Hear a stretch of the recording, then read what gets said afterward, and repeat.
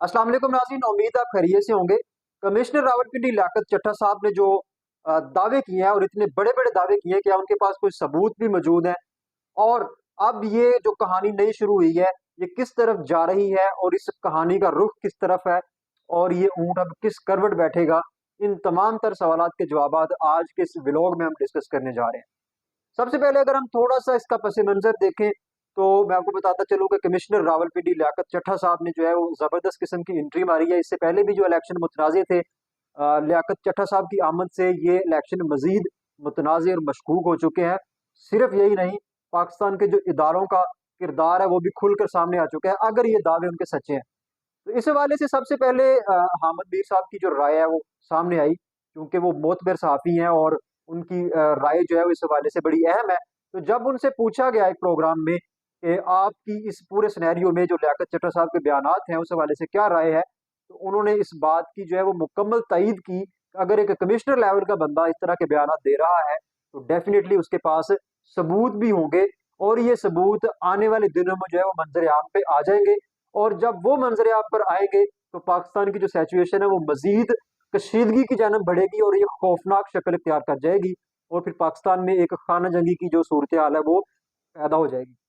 तो इस हवाले से हामिद मीर साहब ने मज़ीद गुफ्तगू करते हुए कहा कि ये तो एक सिर्फ ट्रेलर है, इससे आगे भी बहुत सारे लोगों के ज़मीर जागेंगे और बहुत सारे ब्यूरोक्रेट्स और अफ़सरान जो हैं वो अपने हुक्म के मुंतज़िर हैं। जैसे ही उनको हुक्म मिलेगा, तो वो ऑन दी फ्रंट आकर, कैमरे के सामने आकर, मीडिया के सामने आकर बड़े-बड़े हक़ाइक़ जो है वो उनको अयाँ करेंगे और ऐसे-ऐसे हक़ाइक़ कहेंगे कि आपकी आँखें खुली की खुली रह जाएँगी और आप सोचने पर मजबूर हो जाएँगे कि पाकिस्तान कैसे चल रहा है और ये इलेक्शन किस तरीके से मैनेज किया गया।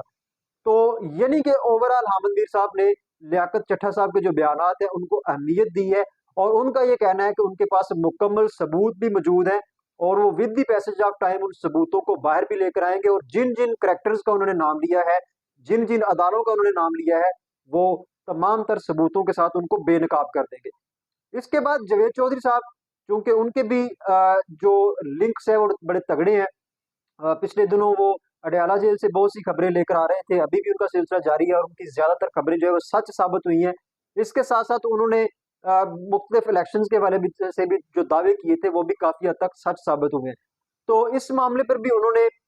जो है वो दावा किया है। जब एक निजी टीवी के प्रोग्राम में उनसे ये पूछा गया, सवाल किया गया, तो उन्होंने कहा कि ये जो लियाकत चट्टा साहब हैं, ये मेरे बहुत अच्छे दोस्त हैं। मेरी इनसे बहुत सारी मुलाकातें हो चुकी हैं, मैं भी इनके पास जाता रहा हूँ और ये भी मेरे पास आते रहे हैं। लिहाज़ा मेरा इनके साथ बहुत अच्छा रिलेशन है और अगर इनकी कारकर्दगी पे गौर की जाए तो ये पहले डिप्टी कमिश्नर रहे हैं मुख्तलिफ शहरों में, जहाँ इनका रिकॉर्ड बड़ा ज़बरदस्त है और ये जिम खाना डिप्टी कमिश्नर के नाम से भी मशहूर हैं। ये मुख्तलिफ इलाकों में जब इनकी अपॉइंटमेंट होती है तो वहाँ जाके इन्होंने बहुत सारे जिम खाने भी बनाए। इसी तरीके से इस्लामाबाद में भी इनकी कारकर्दगी बड़ी ज़बरदस्त है और इसके साथ-साथ जब से ये कमिश्नर बने हैं, पहली दफ़ा कमिश्नर बने हैं, तो ड्यूरिंग दिस जॉब इनकी जो परफॉर्मेंस है वो ज़बरदस्त तरीके से रही है और बड़ी अहम रही है। दूसरी जानब उनका कहना था कि अक्सरियत ये दावा कर रही है कि ये कोई ज़हनी मरीज़ है, तो ये भी बिल्कुल गलत बात है और ये बिल्कुल गलत प्रोपेगेंडा है। ये बिल्कुल ज़हनी मरीज़ नहीं है, बिल्कुल फिट आदमी है और अपनी जो ज़िम्मेदारी है वो ऐसे तरीके से अंजाम देते हैं। जब उनसे ये पूछा गया कि आप क्या कहते हैं इस सारे मामले पर, तो उन्होंने कहा कि जी मेरी बात उनसे हुई है, मैंने डायरेक्टली उनको उनके साथ बात की है, वो काफ़ी दिनों से मेरे साथ राब्ते में थे, लेकिन मेरा उनके साथ राब्ता नहीं हो रहा था। उन्होंने मुझे कॉल्स की लेकिन मैं वो कॉल्स पिक नहीं कर सका। जब मैंने उनसे राब्ता किया तो फिर उनके साथ राब्ता मुनक़ता हुआ और इसी दौरान उन्होंने ये जो है एंट्री डाली है और अपने जो ख़यालात हैं, उनका इज़हार किया है और ये तमाम तर उन्होंने इल्ज़ामात लगाए हैं। तो जावेद चौधरी साहब का कहना था कि जब मैंने उनसे पूछा, अभी जब उनसे रिसेंटली बात हुई, इन इल्ज़ामात के बाद जब उनसे मेरी बात हुई, तो मैंने उनसे पूछा कि कमिश्नर साहब, जब ये सब हो रहा था,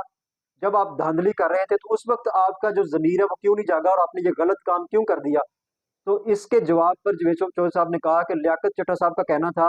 कि मुझसे ये बहुत बड़ी गलती हुई है और मैं इस गलती को तस्लीम करता हूँ। जब ये मामला हो रहा था, जब मुझे इंस्ट्रक्शंस आ रही थी मुख्तलिफ अदारों की जानिब से, तो मुझे उस वक़्त ही मुस्ताफ़ी हो जाना चाहिए था और ये तमाम तर सूरत-ए-हाल से अवाम को आगाह कर देना चाहिए था। लेकिन उन्होंने अपनी गलती तस्लीम करते हुए कहा कि मैंने ये काम जब किया, तो उसके बाद जब मैंने ये सोचा कि मैं तो ये बिल्कुल गलत कर रहा हूँ और मैं अपने साथ भी नाइंसाफ़ी कर रहा हूँ और इस कौम के साथ भी नाइंसाफ़ी कर रहा हूँ, तो मेरे ज़मीर ने मुझे झंझोड़ा और फिर मैंने तमाम तर जो बातें थी, जो अंदरूनी कहानी थी, उसको एवेल्यूएट कर दिया और सबके सामने इसको रख दिया।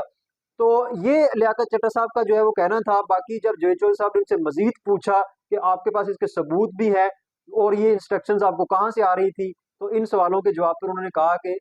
अभी मैं उन लोगों की जो है कुछ कुछ लोगों के नाम तो मैं बता चुका हूँ, लेकिन कुछ नाम मेरे पास बाकी हैं जो मैं with the passage of time आने वाले दिनों में जो है वो उनको सामने लेकर आऊंगा। और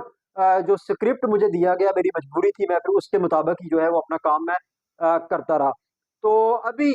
जब उनसे ये पूछा गया कि आने वाले दिनों के अंदर वो क्या करने जा रहे हैं, तो उन्होंने एक और खौफनाक बयान दिया, और वो बयान ये था कि वो आने वाले दिनों में बहुत से और लोगों का जो है वो चेहरा वो भी बेनकाब करने वाले हैं, और बड़ी जबरदस्त किस्म की खबरें वो कौम तक पहुंचाएंगे, और अपना फर्ज समझते हैं इन चीजों को कौम तक पहुंचाना। इसके साथ साथ जब जवेद साहब ने ये पूछा कि आप रिटायर होने वाले हैं, तो क्या इस स्टोरी का ताल्लुक इस रिटायरमेंट से भी है, तो उन्होंने इस बात की मुकम्मल तरदीद की कि बिल्कुल ऐसी बात नहीं है। रिटायरमेंट का इस सारी स्टोरी के साथ कोई ताल्लुक नहीं है। रिटायर तो मैंने वैसे भी होना था, लेकिन मैं चाहता हूं कि मैं इज्जत के साथ जो है वो अपने रब की बारगाह में भी जो है वो सुरखरू हो जाऊं, और कौम की जो अदालत है उसमें भी सुरखरू हो जाऊं, और ये जो जिम्मेदारी मुझे सौंपी गई थी, ये जो है वो मैं इसको आसान तरीके से अंजाम दूं, और जो मुझसे गलती हुई है मैं उसको एडमिट करता हूं। और उन्होंने ये बात दोहराई कि मुझे इसकी सजा मिलनी चाहिए। तो इसके साथ साथ जवेद चौर साहब ने उनसे ये पूछा कि चूंकि आप तो सारे मामलात को निगरानी कर रहे थे, तो फिर आपने इस सारी सिचुएशन को कैसे डील किया। तो उन्होंने कहा कि मेरे पास सारे जो आरओज हैं, उनके साथ मेरे जो है वो डायरेक्टली राब्ते थे, और प्रिजाइडिंग ऑफिसर जितने भी हैं वो भी मेरे साथ राब्ते में थे, और फिर मैं जैसे जैसे मुझे इंस्ट्रक्शंस मिलती गई मैं उनको इंस्ट्रक्शंस देता गया, और फिर ये सारा सिस्टम जो है हमने बदल कर रख दिया। जब उनसे ये पूछा जवेद चौधरी साहब ने कि इस पूरे यानी कि रावलपिंडी डिवीजन में जो राजा परवेज अशरफ साहब हैं उनका भी हल्का आता है, तो क्या आपने वहां भी इस तरह की कोई धांधली की सूरत चलाई। तो उन्होंने कहा जी बिल्कुल, वहां भी हमने एक उम्मीदवार जो कि अच्छी खासी लीड के साथ जीत रहा था, तो हमने वहां भी जो है वो धांधली करवाई। तो ये सारी दास्तान थी। जो लियाकत चट्ठा साहब हैं जिन्होंने